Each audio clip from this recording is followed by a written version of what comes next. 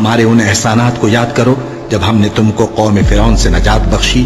وہ لوگ تم کو بڑا دکھ دیتے تھے، تمہارے بیٹوں کو تو قتل کر ڈالتے تھے اور بیٹیوں کو زندہ رہنے دیتے تھے، اور اس میں تمہارے پروردگار کی طرف سے بڑی سخت آزمائش تھی۔ اور جب ہم نے تمہارے لیے سمندر کو پھاڑ دیا،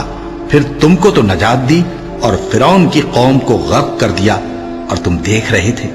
اور جب ہم نے موسیٰ سے 40 رات کا وعدہ کیا تو تم نے ان کے پیچھے بچڑے کو معبود مقرر کر لیا،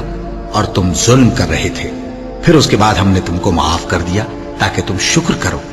اور جب ہم نے موسیٰ کو کتاب اور معجزے عنایت کیے تاکہ تم ہدایت حاصل کرو۔ اور جب موسیٰ نے اپنی قوم کے لوگوں سے کہا کہ بھائیو، تم نے بچڑے کو معبود ٹھہرانے میں اپنی جانوں پر ظلم کیا ہے، تو اپنے پیدا کرنے والے کے آگے توبہ کرو، پھر اپنوں کو قتل کرو، تمہارے خالق کے نزدیک تمہارے حق میں یہی بہتر ہے۔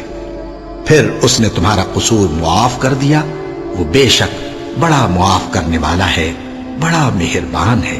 اور جب تم نے موسیٰ سے کہا کہ موسیٰ، جب تک ہم اللہ کو سامنے نہ دیکھ لیں گے تم پر ایمان نہیں لائیں گے، تو تم کو بجلی نے آ گھیرا اور تم دیکھ رہے تھے۔ پھر موت آ جانے کے بعد ہم نے تم کو اثر نو زندہ کر دیا تاکہ احسان مانو۔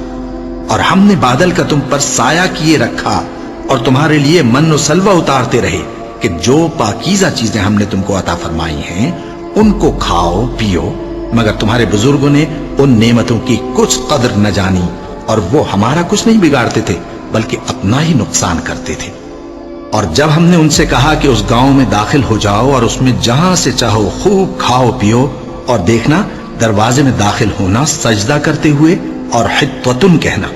ہم تمہارے گناہ معاف کر دیں گے اور نیکی کرنے والوں کو اور زیادہ دیں گے، تو جو ظالم تھے انہوں نے اس لفظ کو جس کا ان کو حکم دیا تھا بدل کر اس کی جگہ اور لفظ کہنا شروع کیا، بس ہم نے ان ظالموں پر آسمان سے عذاب نازل کیا کیونکہ نافرمانیاں کیے جاتے تھے۔ اور جب موسیٰ نے اپنی قوم کے لیے ہم سے پانی مانگا تو ہم نے کہا کہ اپنی لاٹھی پتھر پر مارو، انہوں نے لاٹھی ماری تو اس میں سے 12 چشمے پھوٹ نکلے، اور تمام لوگوں نے اپنا اپنا گھاٹ معلوم کر کے پانی پی لیا۔ ہم نے حکم دیا کہ اللہ کی عطا فرمائی ہوئی روزی کھاؤ اور پیو، اور زمین میں فساد نہ کرتے پھرنا،